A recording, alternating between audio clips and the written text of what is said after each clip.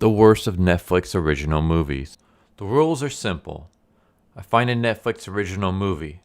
I look up its rating on IMDB and Rotten Tomatoes. If it has less than a 5 out of 10 on IMDB and less than a 50% audience score on Rotten Tomatoes, then it qualifies for a viewing, and we discover if the low ratings were deserved or not. With the rules explained, it's time to start the show. Today's entry, There's Someone Inside Your House. This is a 2021 American slasher film directed by Patrick Brice and written by Henry Gayden, according to Wikipedia. This is a adaptation of a 2017 novel of the same name by Stephanie Perkins. So it stars Sidney Park, Theodore Pellerin, Asha Cooper, Jesse La Torretta, and Diego Hosov. I probably butchered that, but came out in September 23, 2021. And I guess let's check out the rating. So under IMDb, this has a 4.8 out of 10. And on Rotten Tomatoes, it has a 19% audience score. Even the critic score isn't all that great with a 48%, but we don't care about critic score. Critic scores don't mean nothing. It's all about the audience score. And the audience score is 19%. So I haven't checked out any of the reviews for it, so I have no idea why they scored this so low, why people don't seem to enjoy this film all that much. We will watch it for the first time, and we will find out for ourselves if this movie deserves its low rating or if this is a hidden gem. Because we've done 2 videos so far. One of them pretty much deserved its rating. The other one, actually, I considered it to be a hidden gem. So we'll see which one this falls under. So yeah, let me dive right in. I'm going to give this a watch. Let's see if this is any good or not. Well, welcome back. Well, I guess welcome back for me because it's been about an hour and 40 minutes. But for you guys, it hasn't even been a few seconds. So yeah, okay. Just finished watching There's Someone Inside Your House. So, like always, I'm going to do like a brief summary of what happened in the movie, and I'll give some critiques and stuff here and there, and then we'll really like dive into it afterwards. So, There's Someone Inside Your House. That's a kind of a weird title. I think a better title would probably be like Masks or something like that, because the masks play a bigger part than inside the house. But basically, yeah, well, let's just get right into it. So, we start off with a jock who is coming home, and he's home by himself. Like his parents and his sister and stuff are gone, and he has a upcoming football game that he has to get ready for, but it's not for like a few hours. So instead, he decides to take a nap. But before we get to that, there's like a little setup, and I actually like this little setup. I think this first scene actually was really well done. So he shows up, he's on the phone, he's talking to one of his friends who is also on the team. And it's kind of like a one-sided conversation. We don't really hear what his friend's saying. But as he's doing this, he sees an egg timer. And the egg timer is counting down from like 1 hour. And he picks up the egg timer and he kind of looks at it, and he looks around. He notices that no one else is home. So he's kind of like, oh, like maybe they set the egg timer before they left. Like, well, I don't know, whatever.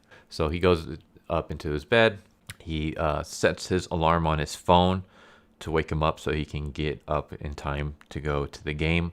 Puts it on his nightstand, goes to sleep. He's woken up by a noise, and when he looks, he sees that the noise is the egg timer. The egg timer is going off, and the phone is missing. And I thought, okay, this is kind of cool because he left the egg timer down in the kitchen, and now the egg timer is going off right next to him, and of course his phone is missing. So someone has taken the egg timer and moved it there. So I thought that was like kind of a nice little creepiness.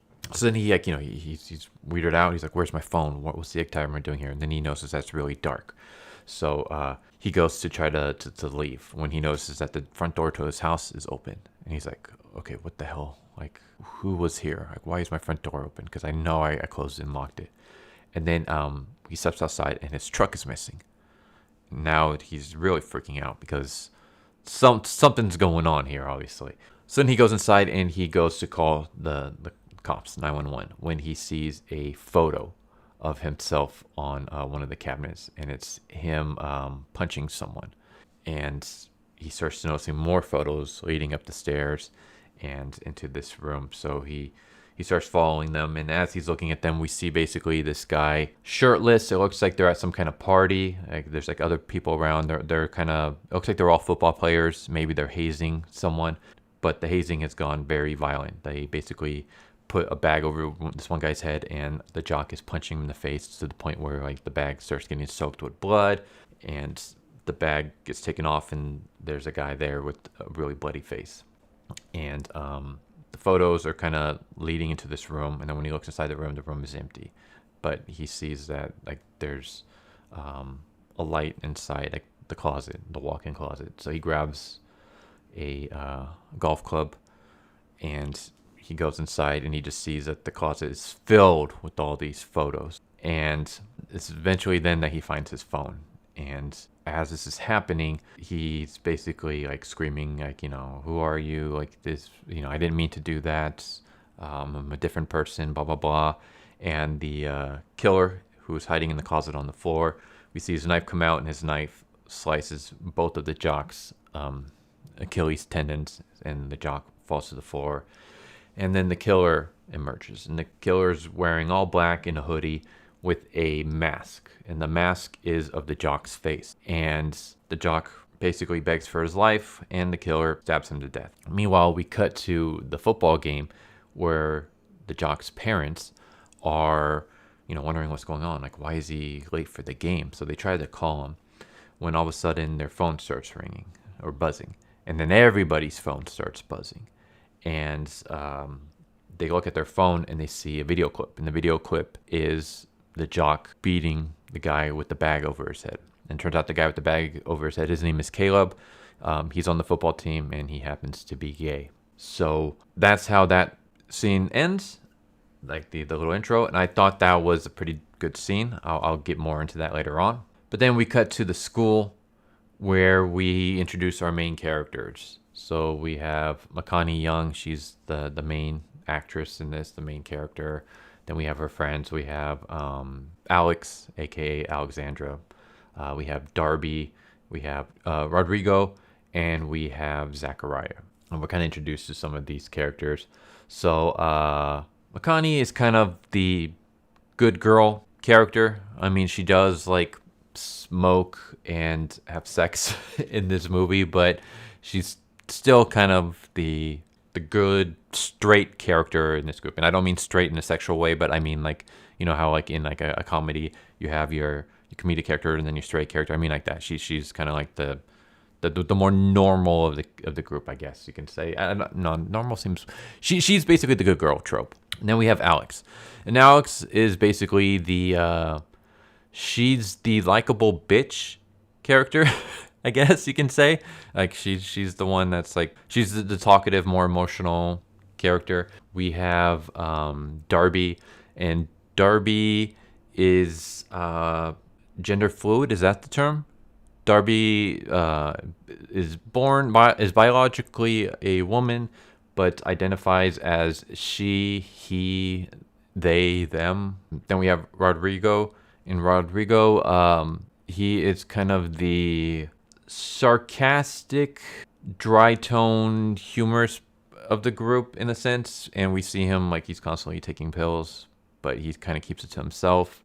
And then we have Zach, and Zach is our more, I don't want to necessarily say the bad boy of the group, but he's the one that like, he's smoking weed. He's always introducing weed to everybody. He's the one that's like throws a party later on and gets people drunk and stuff like that. He's the more wildish of the characters. So that's our core group. We're kind of introduced to them. Everyone's like in the cafeteria eating lunch, and we see Caleb. Caleb was the one with the bag over his head who got beat in the face, and everyone's kind of like staring at him, wondering what's going on, because they assume that the jock was killed because of Caleb, or actually because of what the jock did to Caleb. And they think, oh, like maybe the jock was beating up Caleb because Caleb is gay. Maybe it was just a hazing too far. Right? That went too far. We don't know. People think like, well, Caleb can't be the one who killed the jock because Caleb was at the game. Caleb was, in the middle of the field making a play when everyone discovered that the jock was murdered. But maybe Caleb had something to do with it. Maybe he hired the person to kill him. Then again, like if Caleb was beaten up, why did he hide the fact that he got beaten up? Like he never mentioned this. This was like a secret that no one knew about until Jock was murdered. And then we also see like this little moment where we see McConaughey, and she makes eye contact with this other character named Ollie. And Ollie is the disturbed character in the movie, or at least that's what everyone assumes. Everyone assumes that there's something wrong with Ollie. That Ollie's like he has no friends. He doesn't hang out with anyone. He's always by himself. People always think like, oh, maybe Ollie's the one that killed the Jock, because if anyone here would be a murderer, it would be Ollie, because Ollie's like the weird quiet kid. You know, the weird quiet kid meme. That's Ollie. And so they make eye contact for a moment. There's like a hint that, okay, maybe there's something there. There's some kind of past going on between the two. And then all of a sudden we have Haley. And Haley is the student president. She's she's supposed to be like the good girl in a sense, like, you know, the queen bee. And she stands up and basically makes a speech about how, like, you know, as a student president, it's my job to get all of our spirits up, all of our morale up. So I've made I wrote an essay, and I want to read it. And basically the essay is about Darby and how Darby gave Haley, like, you know, confidence, not by anything that Darby did, but just the fact that Darby is gender fluid. Is that the right term? Is it gender fluid? Where like Darby, like I said, Darby goes by she, he, they, them. So because of that, you know, Haley basically is supposed to be like it's a speech, but it comes across as very condescending, very like mean-spirited. Like it's not like she's trying to be mean, or at least you would assume she's not. But it's like one of those like a backhanded compliment, you know, where like it seems like you're complimenting someone, but it's really like an insult. That's kind of what it comes across. Like not only she's making this Jock's death all about her, but she's also pretty much like outing and putting attention on another person who doesn't really want it, who's very uncomfortable with it. So we have that, and then yeah, the group goes into they go into Zach's car where they all like, you know, smoke and get high. And as they're getting into his car, they see sprayed on the side of his car is like property of Stanford. And Stanford is basically like his dad. And his dad is not very well liked. And the reason for that is because his dad basically, he kind of owns the town in the sense like his dad is very rich. He owns like a really big company. And his dad is one of those where like when other people in the town are having hard times and, you know, can't afford to keep their houses or whatever, his dad will swoop in and buy the property for peanuts and basically incorporate that property into making his company bigger and more money and stuff like that. So because of that, Zach is not very well liked. And then Connie goes home, where she's talking with her grandma. Yeah, basically we find out that the parents are kind of gone. Whether they're dead or not isn't really explained, and it's never really explained in this, but they end up getting separated. At least that part is explained later on. But basically she's living with her grandma now, and her grandma's trying to kind of tell her, like, you know, it's time to move on from your past. Like, you can't keep hurting yourself about what happened in the past. So McConaughey goes to her room, and she's writing in her diary. She's writing a poem. And as she's writing a poem, she gets a text message from Ollie. And Ollie's like, you know, new poem. You know, you can't keep ignoring me. So basically, there's more hints that Ollie and McConaughey have some kind of connection. And then she goes to sleep, and she kind of dreams of fire. And then she wakes up, and she hears something in the house. So she goes to investigate. And then when she goes downstairs, she sees that, like, all of the furniture has been moved. Like there's like plants coming out of the oven. Like everything's weird. The front door's missing. She's calling for her grandma, and then her grandma sneaks up behind her in a somewhat jump scare. And yeah, basically the grandma suffers from a sleep disorder that makes her sleepwalk and do things while she's sleepwalking. And the grandma is basically like, all right, I signed up for a sleep clinic to fix my problem. And, you know, like if I can fix my problem, then you can fix yours. And then the next morning, we have Haley. And Haley is at church. And basically, this is going to be a memorial service celebrating the life of Jackson Pace. Jackson Pace was the jock. And as she's setting up, she's basically like talking to Marcus. Marcus is upstairs fixing the projector. And the projector is projecting images of Jack's life. It's basically a celebration of his life. And as she's talking to Marcus, Marcus disappears. Like, she looks up and Marcus is gone.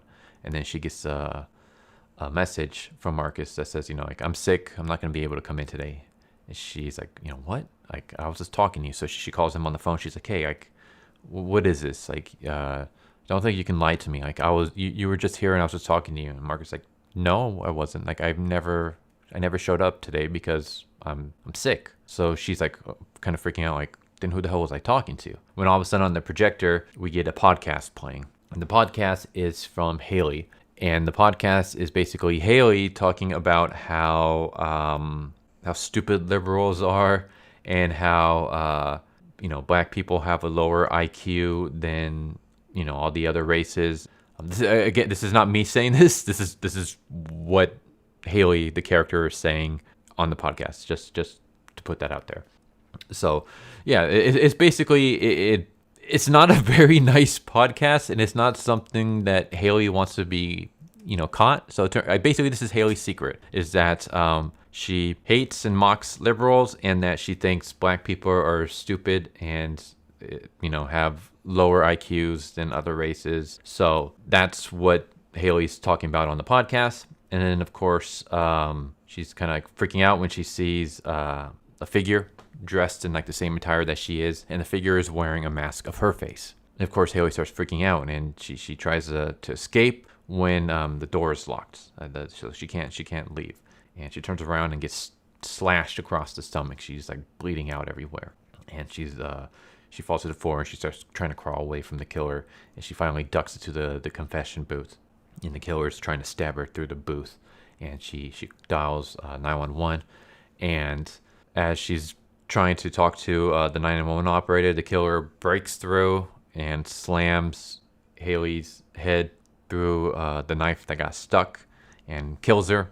And then eventually the priest and everyone outside, they're able to unlock the door, and they get inside and they see Haley's dead body hanging from the ceiling while her podcast plays. And now everybody is kind of freaking out, because now this is 2 times people have died.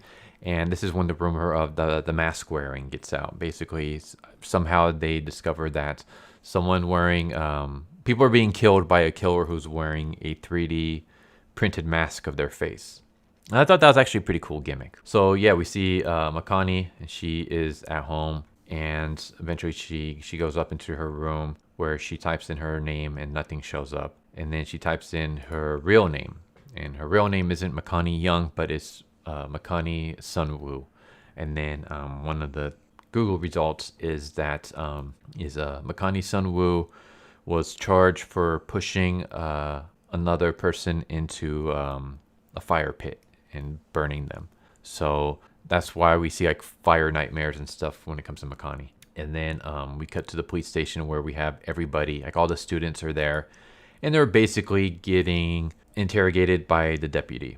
Like, because they're trying to figure out, like, well, 2 people who have died are 2 students from the same high school, and both of them had their secrets leaked out. So let's kind of talk to all the students. Let's, start our investigation there. And they're basically trying to, everyone's talking like, who do they think the killer is? Alex, basically says that she thinks the killer is Ollie because Ollie is weird and stuff like that. Zach, he gets called by the deputy, but the deputy says, like, your father called your lawyer and you're free to go. And so Zach kind of, like, he says everybody watches him, and he gets into his car with his dad. And the dad is basically an asshole. The dad's like, I'm enemy number 1, which makes you, and since you're my son, that makes you public enemy number 2. You got to clean up your image. Like, I can smell marijuana on you. You got to knock that off, scrub that graffiti off your car, and, stop making me look bad in front of the public. Like, I'm trying to make some big plans here for my future, and you're kind of ruining it. So yeah, the dad's kind of an ass. And then we kind of dissolve to night at the police station where it's just Makani and Ollie. And Ollie is basically trying to get Makani's attention. Like he's having a conversation where he's playing both himself and Makani. And during this, we find out that Ollie's brother is actually the deputy. And Ollie's just there waiting for his brother to finish interviewing everybody so that, they can go home. Yeah, he basically he goes and he's trying to talk to Makani. He's like, "Are you just gonna ignore me? Like, are you just gonna ditch me?" And Makani kind of does until she's called up. And she talks to the deputy for a while, and then she leaves. And as she's leaving, she asks Ollie, like, "You want to go somewhere?" And Ollie's like, "There's a curfew out, but sure." So Ollie goes with Makani, and this is when we find out that basically they used to date in the past. And Ollie is just kind of like wondering, like, why did you just up and leave? He kind of is like, I kind of understand, like, secrets and stuff like that.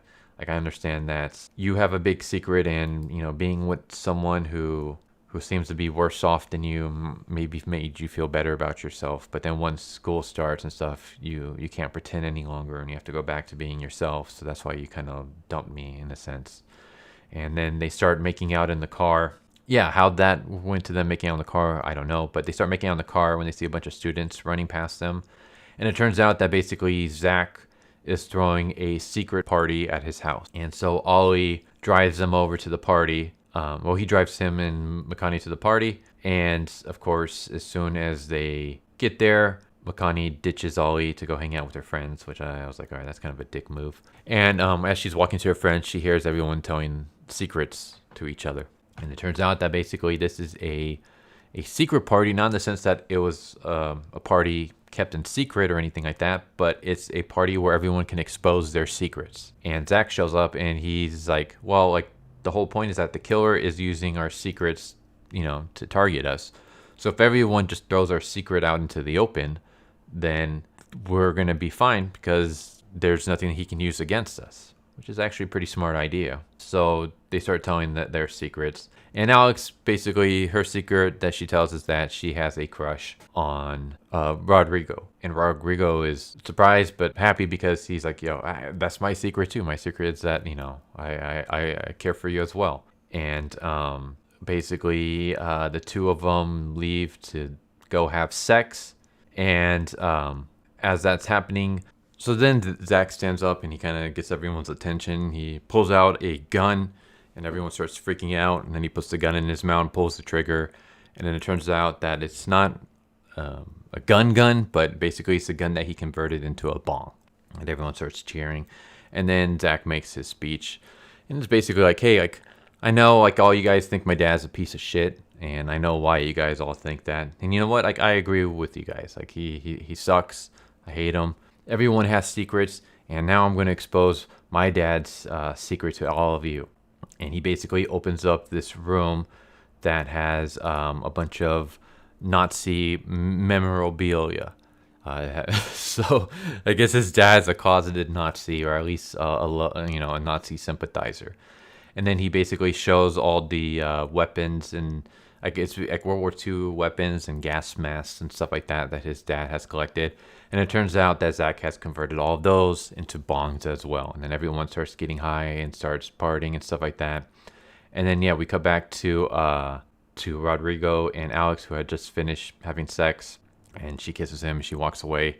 And as he's going to, follow after her, he notices a pill on the floor. And then he notices more and more and more pills. And he starts grabbing them and freaking out. And then he finds his pill bottle on the ground. And that's when everyone gets a buzz ringing on their phone. And it turns out that Rodrigo is addicted to painkillers. And that's his secret. His secret is that, he's, I guess, a druggie, at least when it comes to fentanyl. And he basically explains that, like, he does it because he needs to escape from his own mind every once in a while, and the drugs help him and things like that. But then the lights go out, and one of the partygoers sees another partygoer with wearing a hoodie and a mask of Rodrigo's face.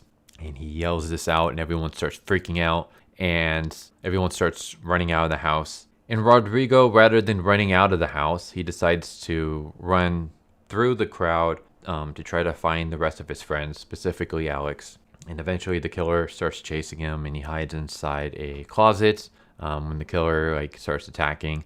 And then he's able to escape through an air vent that leads him outside. And as he's running, the killer zaps him with a taser and then slits his throat, and Rodrigo dies. Everybody is upset, obviously, because Rodrigo is one of their best friends. And we cut to them at school, and Alex thinks that Ollie's the killer. And the reason for this is because not only is he the weird, quiet kid that no one talks to or anything like that and has some kind of disturbed past, but also the fact that his brother is, the deputy. And because of that, he has access to a taser.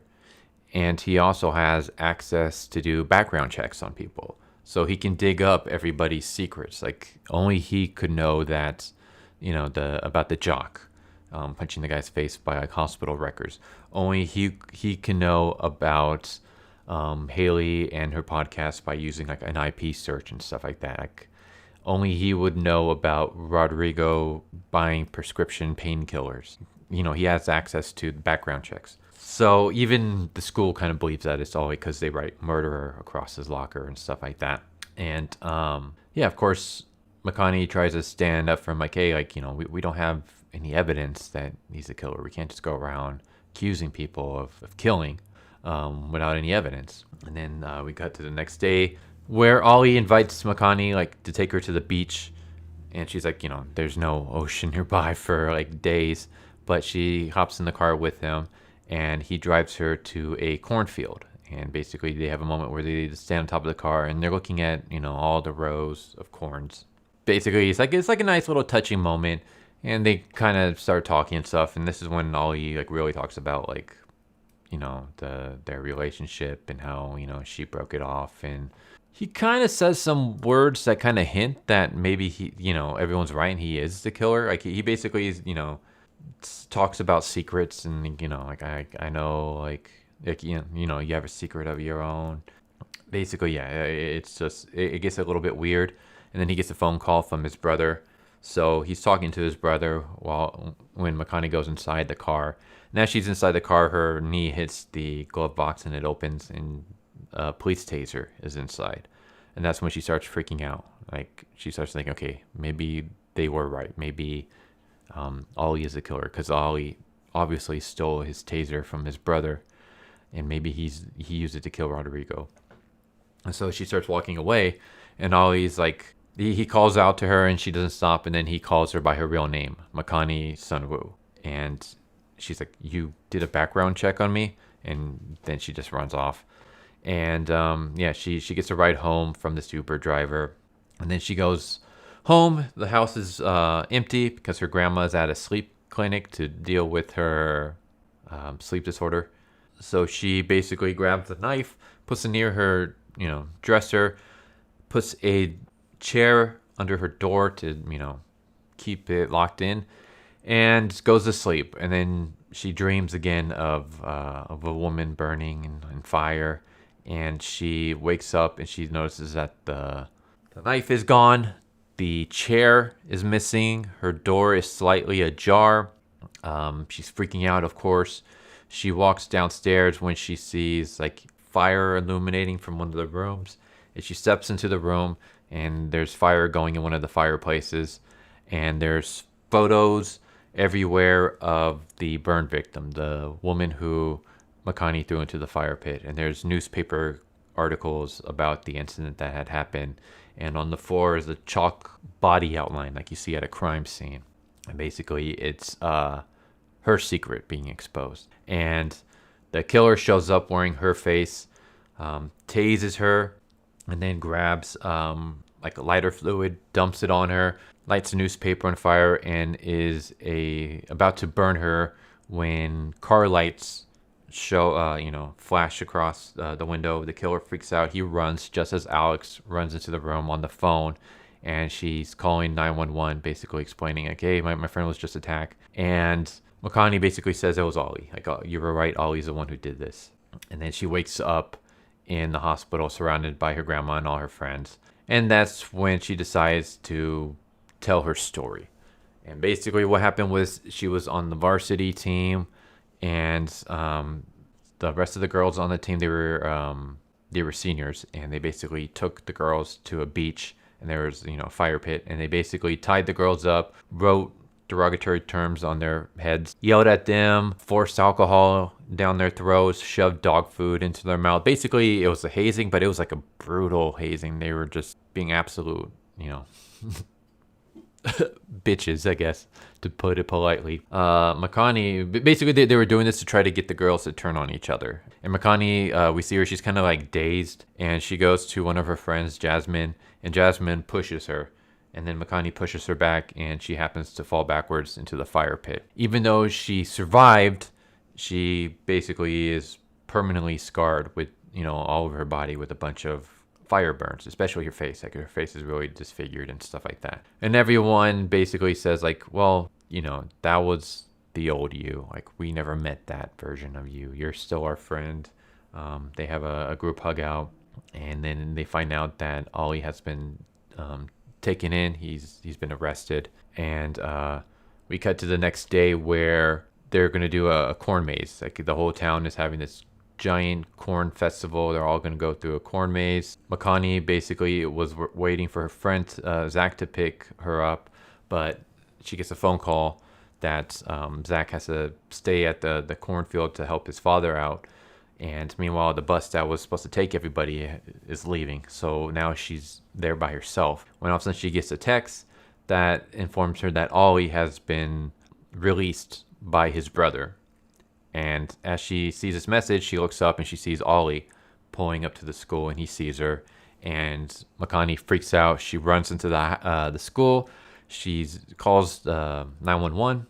When all of a sudden she runs into Caleb, and she's trying to explain what's going on to Caleb, when all of a sudden Caleb gets stabbed from behind with a knife, and the killer puts the bloody knife in Makani's hand and runs away just as Ollie shows up. And that's when Makani realizes, oh crap, like, I got it all wrong. It wasn't Ollie. That's when her friends show up, and they're basically trying to help out Caleb, basically try to stop him from bleeding to death. When Makani sees posters and flyers of the cornfield, and that's when she realizes that the killer is going to head there next.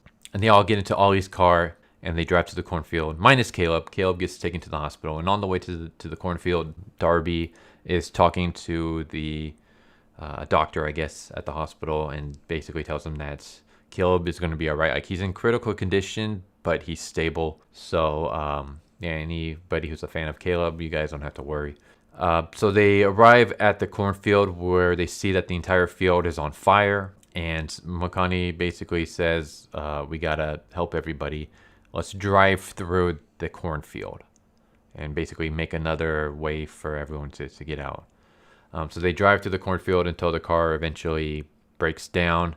They leave to go try to find Zach when they come across more students.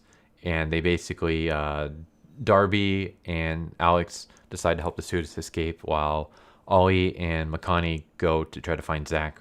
And then they finally find the killer face to face with Zach's dad. And the killer stabs Zach's dad through the head, kills him, and then we find out that the killer is Zach. So Zach was the killer all along. Ollie goes to shoot Zach with the taser, but the taser doesn't work. He gets stabbed for his troubles. So yeah, then Zach turns to Makani and basically kind of goes over his motives somewhat. Basically, he's pissed off at his dad for the way his dad treated him, for the way that everyone treats him because of his dad, how like everyone is wearing, masks to hide who they truly are and stuff. And basically, he's pissed off at Makani because he had this whole speech that he was going to, tell his dad, like, he thought of this moment for so long, like, I'm finally going to kill my dad, get revenge for all the things that he kind of put me through. And, you kind of ruined by showing up with your boyfriend and forcing me to have to kill him, too quickly. I wanted to drag this out. And he basically taunts Makani that, like, what are you going to do? Are you going to try to stab me with the same knife that killed with the same knife that killed the jock? Are you gonna the same knife that killed Haley, that killed Rodrigo, that stabbed Ollie, that killed my father? Like, your fingerprints are on it. Basically, I'm gonna kill you, and I'm gonna claim self-defense, and I'm gonna say that it was you who was going around killing everybody. And like here, like the cornfields are on fire. Fire is something that we all know about you in your past. No one's gonna know about this. When Ollie says, like I'll know, and he tries to shoot Zach with the taser. Zach ducks out of the way. The taser misses, but it gives enough time for Makani to stab Zach through the chest. And then she kind of berates him about privilege and stuff. And then she stabs him again for good. Then she goes to Ollie and basically begs him, not to die. And then we cut to the graduation ceremony where Makani is reading one of her poems. And we see that Ollie has survived, Caleb has survived, and the rest of her friends basically cheer and clap for her. Like, everybody is happy, like everyone's lives are improving, Caleb gets a scholarship for football. Darby gets accepted to NASA. Alex gets accepted to something. I couldn't really read it fast enough, but basically everyone turns out okay. And then Makani grabs her phone and she dials Jasmine, who was the girl that she pushed into the fire. And she decides to call her because she hasn't called her since the whole incident. And that's how the movie ends. So yeah, that was There's Someone in Your House. Well, that was a summary. So now let's break it down. So the first thing I thought was excellently executed. I thought it was great. I liked just a little subtlety of it. The fact that like the whole egg counter thing was just great.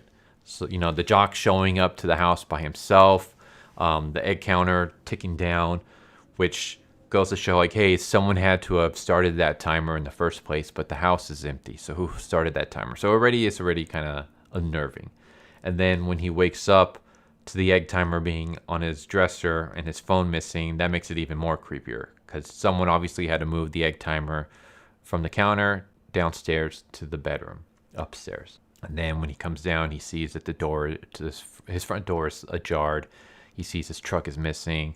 All this is done beautifully. It reminds me very much of the opening to Scream in a sense. I don't know why, but it just does, how it just slowly starts building up. And then, we get the photos of him beating up Caleb.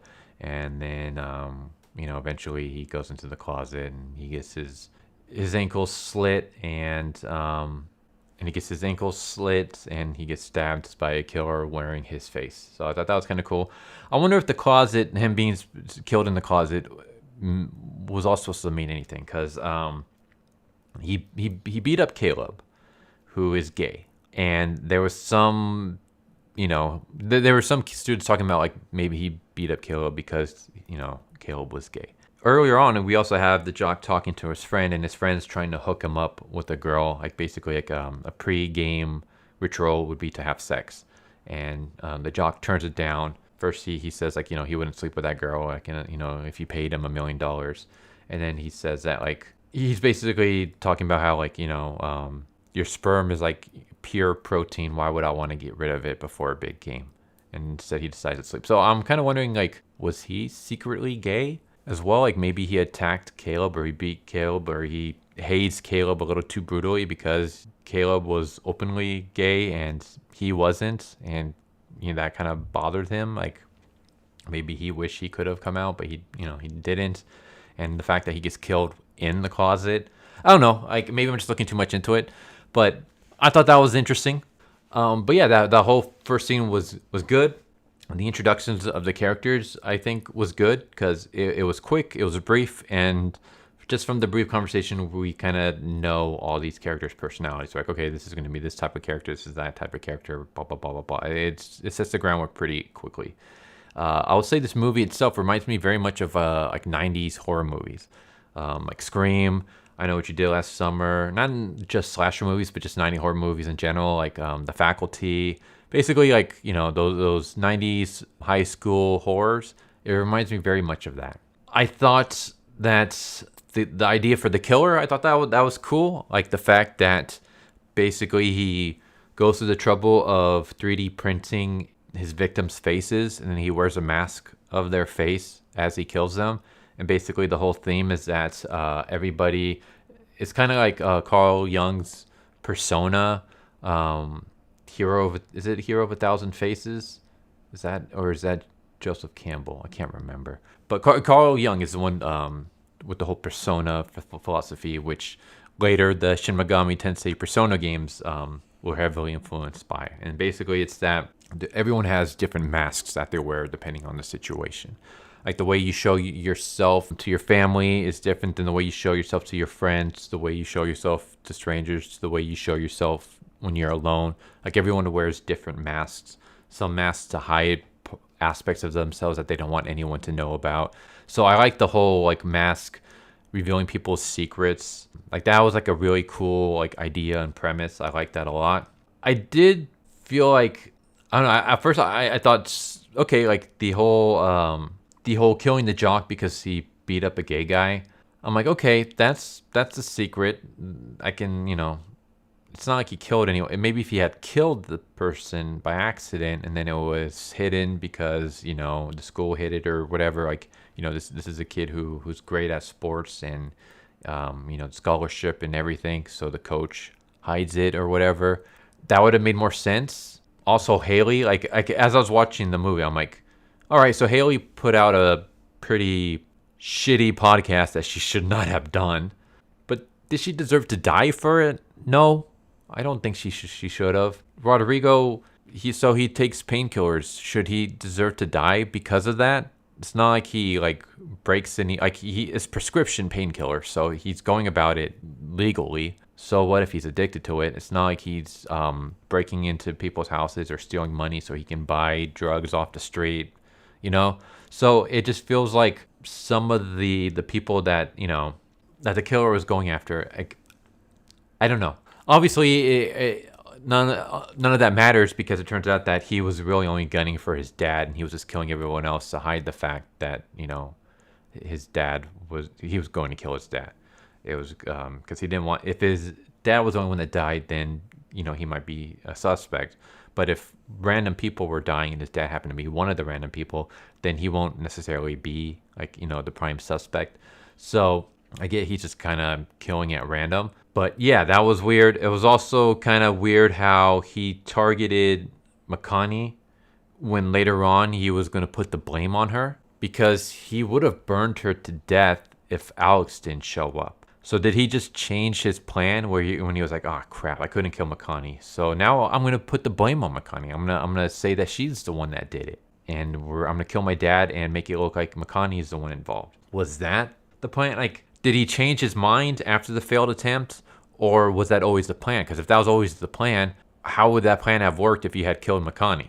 So, that was just kind of weird. Rodrigo. So Rodrigo, his death, I was just kind of shaking my head at it because, okay, first off, the killer decides to kill Rodrigo at a party where all the students are there. Basically all the students from the high school are there at the party.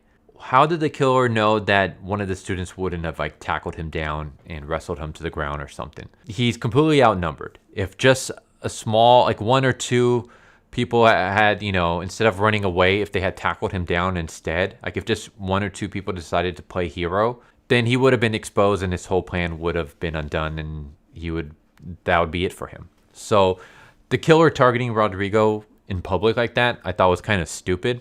Also, the fact that when the killer revealed himself and everyone freaked out, and rather than tackling the killer, they decided to run out of the house. And they decided to run out of the house past the killer. The killer's basically brushing up against people as they're running out of the house. So they're scared of this guy that they run past. Close enough that they brush shoulders with him. So, okay, whatever. But also the fact that Rodrigo decides, you know what, rather than running with the group and escaping the house with everybody else, I'm going to run deeper into the house away from everybody else. I'm going to run away from the crowd and put myself in a situation where I'm going to be in the house alone with the killer. And you could use the excuse, well, he was worried about Alex. Yeah, but the killer has already set up the motive that he reveals people's secrets, wears their masks, and then kills them. He has revealed Rodrigo's secret. He's wearing Rodrigo's mask. So obviously he's going to kill Rodrigo. He's not going to gun after anyone else at this point in time because his next victim is going to be Rodrigo. If Alex was going to be in danger, Alex's secret would have been revealed and Alex's mask would have been the one that he was wearing. So yeah, it just didn't make sense for Rodrigo to run back into the house to put himself in a situation for him to get killed.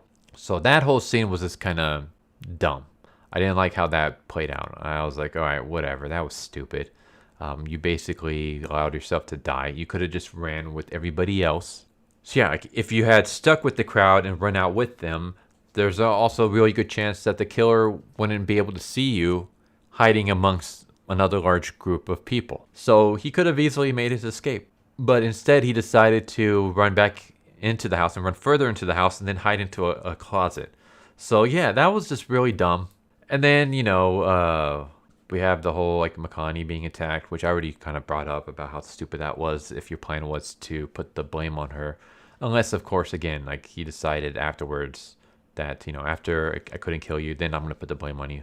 Which if that was the case, it would have been nice if he had just said that. Because he has no problem, Zach has no problem monologuing near the end after he reveals himself. So during that monologue, it would have been nice if he just said like, because you survived my attempt to kill you, I'm now going to put the blame on you. But that wasn't the case. Because the thing is like, it's obvious he planned all this, right? He says that he planned this for a long time. He had to go through the trouble of getting his dad into the cornfield, putting lighter fluid all over the cornfield and lighting it up on fire. He had to hope that his dad wouldn't rush out of the cornfield. He had to hope that his dad would actually not only go into the cornfield, but once the cornfield started lighting up on fire, his dad wouldn't be one of the first people to escape. His dad would be stuck in the cornfield. So there's a lot of like what ifs that need to happen for him to be able to pull off this plan. There's also the fact that I find it weird that Makani's plan is like, okay, cornfield's on fire. There are still people trapped inside. We're going to make another path for people to escape by gunning through the cornfield in your car. And it's just like, you can't see anything. You're just going full speed in your car through a blazing cornfield. What if you start hitting people? Like all he can't see. He's just basically going in a straight line through the cornfield. He's just stepping on the gas and praying that no one gets in the way. So it's like your plan to save people is to just blindly drive through a cornfield where anyone can get splattered. That just, I don't know. That was kind of dumb. But it gave the excuse for the car to break down and for Makani to be stuck in the cornfield and confront Zach. I will say that I did like after Zach revealed himself, just the way he acted afterwards.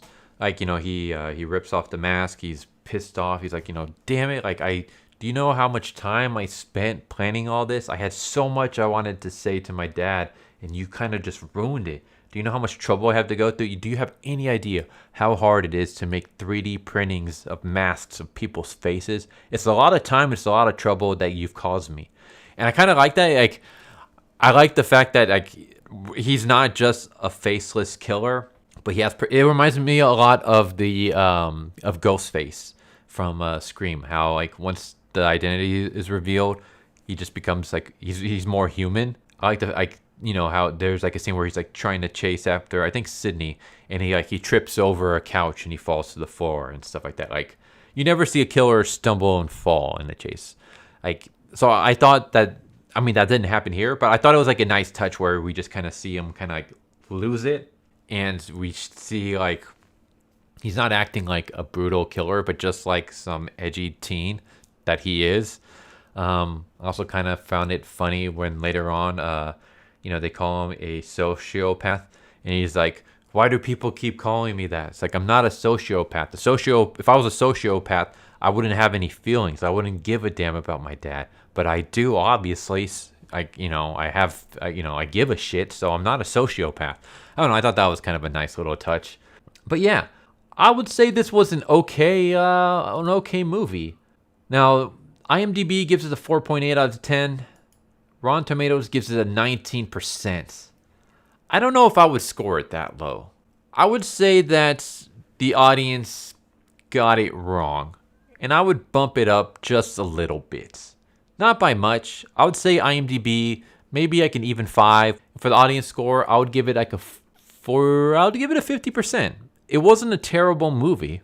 It wasn't like a great movie. It wasn't like an unforgettable movie. I mean, there's a lot better slashers out there, but it wasn't completely terrible. Like, I don't understand how it got the 19% audience score. It wasn't that bad. Would I recommend it? I mean, if you're a fan of slasher movies and if you have Netflix, yeah. But I would say don't go out of your way to watch it. Like, I wouldn't say it's that good, but it's not terrible.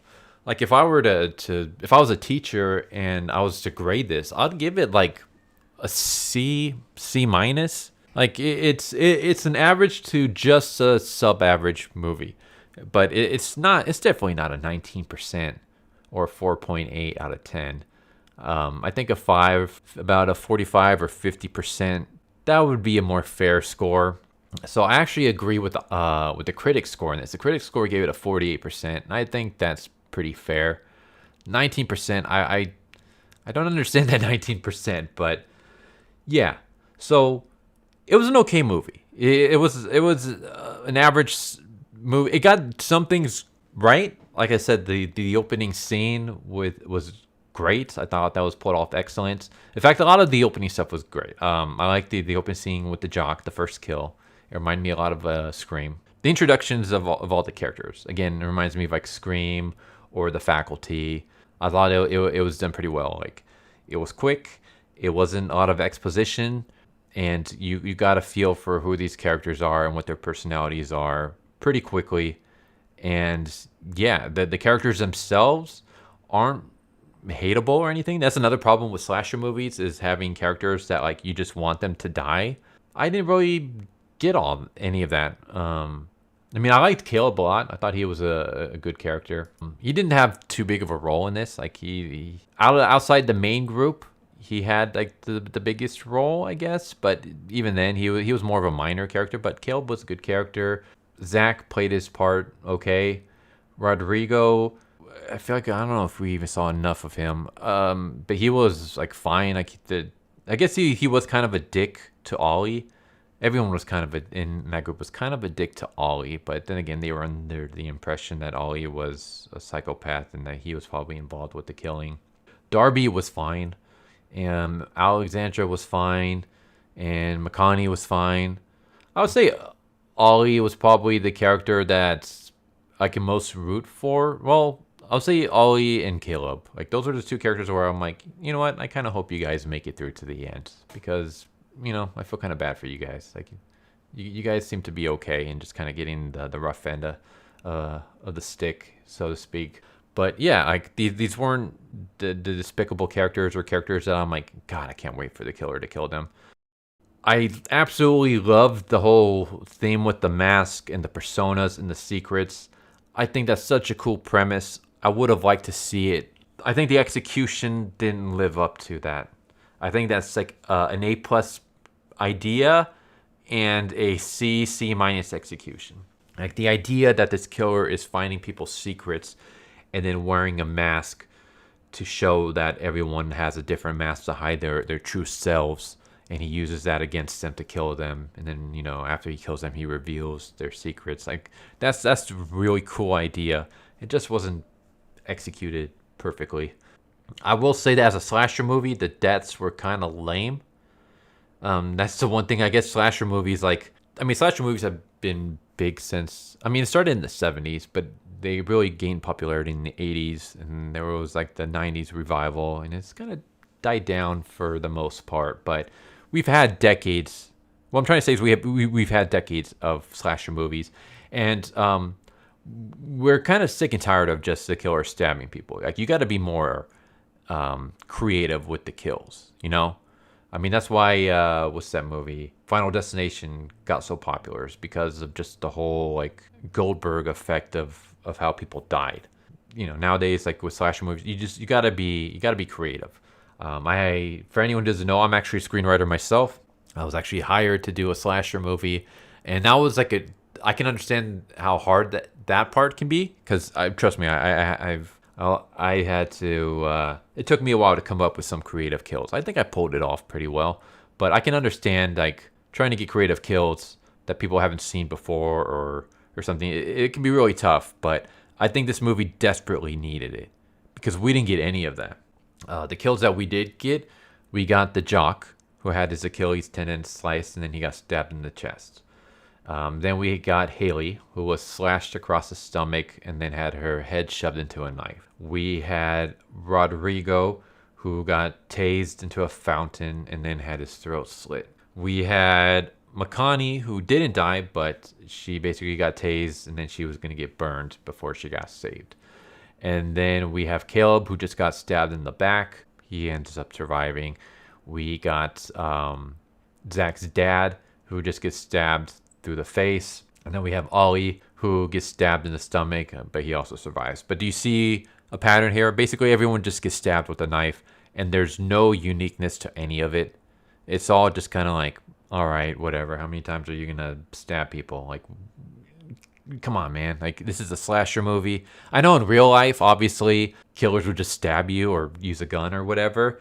You don't get like really creative, deaths like that you do see in slasher movies. But this is a movie. This is a slasher movie. You got to bring your creative A game when it comes to the kills, and you did it. And all the kills were just kind of meh. And because of that, there was no like real scares. Like there was no point in this movie where like I was terrified. I'm one of those people. I've seen so many horrors that it's very hard to scare me. But there is no part where I can be like, oh, I can watch this with my friend who gets scared very easily, and I know she's gonna get scared. Like maybe she'll get scared in the beginning, with the jock getting killed, because again, that was a really done. That was a really done, well done scene. But other than that, like the rest of the kills, just they're not scary whatsoever. There's no really tension building. I guess the Haley being killed, like with her getting the text from Marcus that he's not there. And then, she calls him and he's like, yeah, I'm at home. I'm sick. I guess that can be kind of creepy, but not really like enough for a slasher movie. Like if that's one of your biggest, scares, you're kind of doing a poor job. So yeah, I would say that the kills are lackluster and lame. And I would say there's really no tension building or horrifying moments.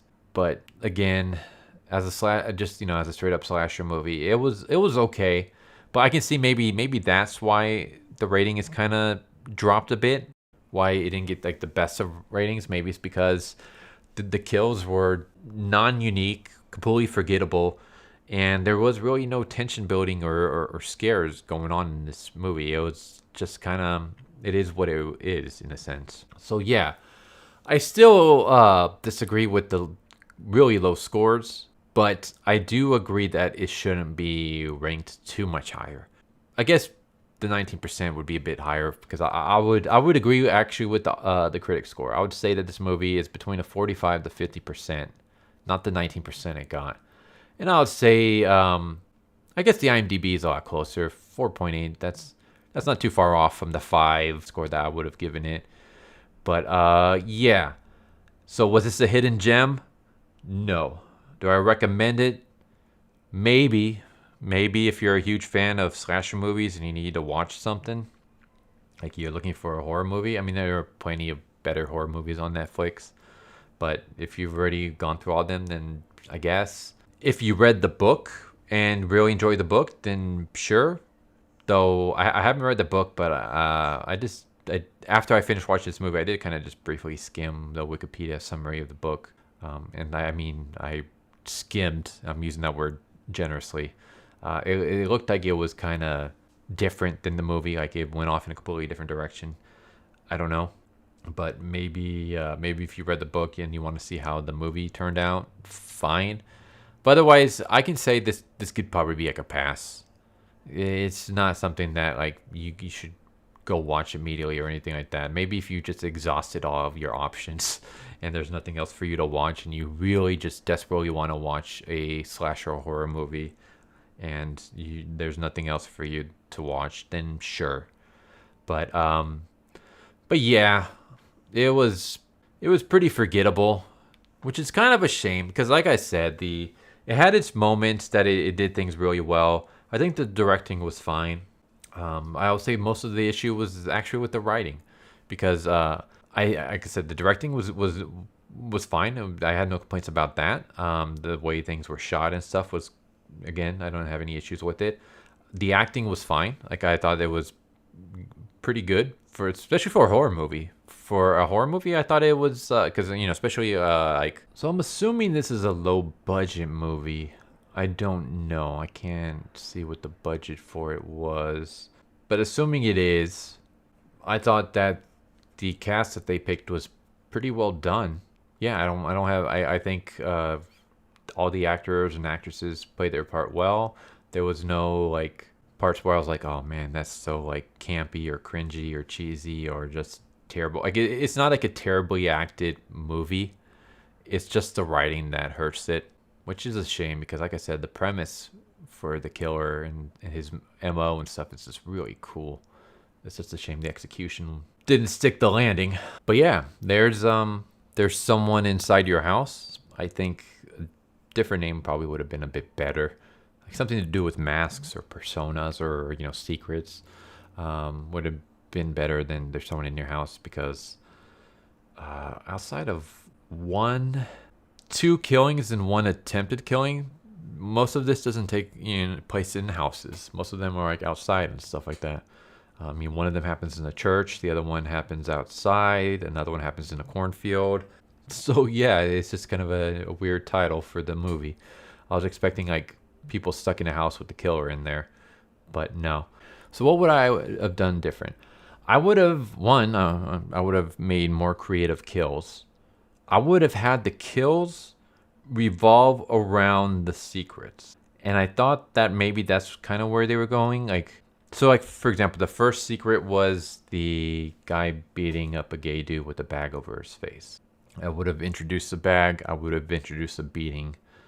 Maybe not necessarily have him being to death with a bag over his face, but I would have introduced that somehow into the aspect of the killing. Haley died, her secret was the pretty racist podcast that she did. So I would have had something like that. I don't know, maybe she gets burnt on a cross or something on her lawn. I think that might be a little too on the nose. But if I actually had time to sit down and think about this and not just try to come up with kills on the spot, I'd be able to do a better job at this. But I would have revolved the killings around the secrets. So Rodrigo's secret is that he's addicted to painkillers. I would have had that play into a part. Maybe the killer has Rodrigo OD on painkillers. Maybe he shoves so many painkillers into Rodrigo's throat and then he slowly tortures him and Rodrigo can't really feel it because he's had so many painkillers shoved down his throat. I don't know. I thought like the McConaughey thing, that was a good point. Like she pushed someone to a fire, so she gets tased, and as she's unable to move, she has lighter fluid poured on her and she's going to get burned alive. See, like I would have done that, but with everything else, with all the other killings. I would have had the secret play into the kill in some way, rather than just, I'm going to wear your face, I'm going to stab you, and then I'm just going to reveal what your secret was. I would have done what they did, where you have the face of your victim, you taunt the victim by revealing their secret to them first, and then I would have had that secret play into the killing in some way. Like some aspect of whatever your secret is how you die. So almost kind of like how Saw did it, where people's secrets, kind of played a part in how they died. I would have done something, or like how they played the game. I would have done something like that. I would have, that way it makes the kills more creative. It makes the kills more unique to each character. It makes the audience wonder like, okay, how are they going to kill this character? Like this is this character's secret. How are you going to play that secret into their death? So you leave the audience guessing rather than just, oh, he's just going to stab that person and then he's going to stab this person. I guess the stabbing is boring. You gotta up the kills. So I would have done it like that. I would have played more of the persona and people wearing masks. I would have done more, like the secret thing is kind of cool, but I would have amped it up even more, where we see these people's different secrets and like the different masks that they wear. Like maybe we could have seen Haley acting different when she's by herself, or like we could have seen more of like her racist traits before the podcast pops up. Like we don't we don't know anyone's secrets really, and other than I mean, we know Mercani's and we know Rodrigo's, but we don't really know like the other people's secrets until they get killed. So I would have liked to see more of like, planting the seeds of what their secrets could be. Like, and also that would be another thing. I wouldn't just have the secret right in your face. I would plant it slowly, so you slowly get little seedlings of what their secrets could be, and you can leave the audience kind of guessing what it's going to be, and the audience doesn't really figure it out until it's time for them to die, and then they go, oh, so that's what the secret was. Okay, now all this makes sense. They can put all the pieces together. So I would have done something like that. So yeah, that's pretty much what I obviously, and I think that could have also built into like the tension building and stuff like that, because rather than just all of a sudden, boom, all right, here's your secret, I'm gonna stab you, and then I'm gonna tell everyone your secret. Now like you have the tension building where people are kind of like having parts of their secret slowly exposed or just slowly planted out there for the audience to kind of piece together, and so it can build the tension that way. I maybe also would have had a little bit of like the Thing aspect. John Carpenter's a Thing, in the not with an alien or anything like that, but just in the sense that like people slowly maybe turning on each other a bit.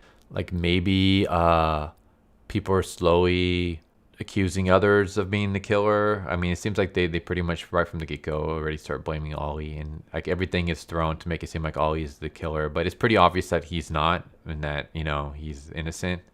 Or it would have been like if he had turned out to be the killer, it'd be just too obvious, because everything pointed to him.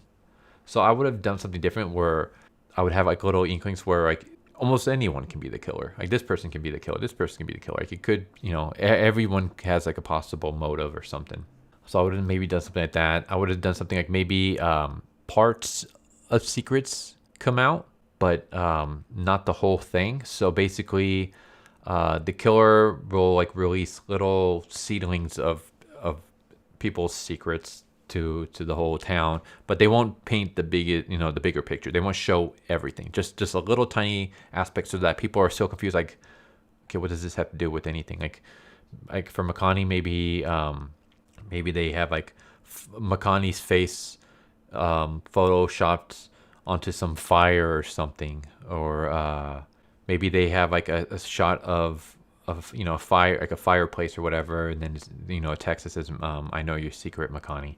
Just something like that, but they don't fully explain what the secret is. That way, everyone is kind of like, okay, Makani's secret has something to do with fire? Like, what's going on? But I would have done that with multiple characters. Even characters whose secrets don't end up getting exposed. Like, I wouldn't, I would have more secrets planted out there, but not reveal all of them, obviously, just the ones that either need to be killed or just the main characters. But I would have had just some more characters having some secrets kind of exposed. We kind of get a little bit of that in the party, where we have people sharing their secrets, but most of them seem to be making up their secrets. One of them says that she had a miscarriage, and then the person she's telling the story to is like, wait, are we actually supposed to be talking about real secrets, or are we making this stuff up? But we don't really get more than that. So I would have had something like that. Like I would have had more secrets being I don't want to say exposed, but parts of their secrets being exposed. Just little aspects being planted out there. And then the other students are trying to like figure out who the killer is, how, based off of how do they know who, this certain secret. Maybe the students start getting paranoid that their secret is going to get exposed, and we have like students like not being all cool and friendly with each other like they were in the movie. Like the students seemed to be completely fine with each other. There wasn't like, even when they were getting killed one by one, there wasn't like any aspect of like them feeling like their lives might be in jeopardy or anything like that. So that was kind of weird. So I would have done maybe something like that. And I think that would have helped build the tension through the movie. And it would also left the audience more engaged with the movie, because the audience is now trying to think, one, what is the secret? Because it's like, okay, we get this one little aspect, but what exactly is it? Like, because the movie basically tells you right from the get-go what like the secrets are. I mean, minus I guess the intro, and then the podcast kind of comes out of nowhere. But like Rodrigo, we see him constantly dunking pills from a pill bottle. Makani, we basically have her like the fear of fires, and we even have her on the computer, and it straight up tells us from an article that she pushed someone into a fire pit. So I wouldn't have done that. I would have, like I said, planted little seedlings. Like you get little tiny things. Like maybe Rodrigo, like you get you see like a pill or something. I don't know.